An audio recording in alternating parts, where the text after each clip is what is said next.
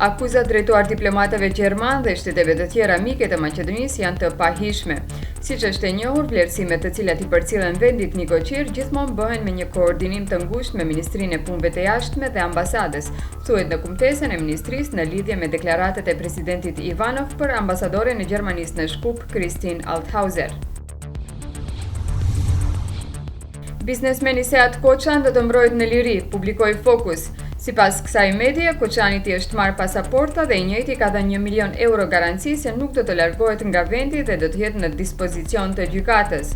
Avokati I Koçan, Nikola Dudevski, për Nova TV konfirmoi se mbrojtja ka ofruar para si garanci, por ende nuk ka në vendim nëse kjo garanci është e pranuar.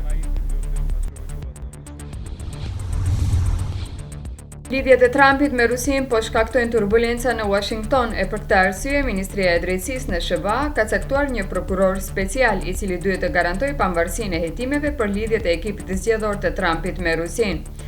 Reuters publikoi se ekipi I Trumpit gjatë fushatës zgjedhore 18 herë ka biseduar me funksionarë të lartë rusë dhe persona të tjerë në Kremlin dhe këtë gjë e ka mbajtur sekret.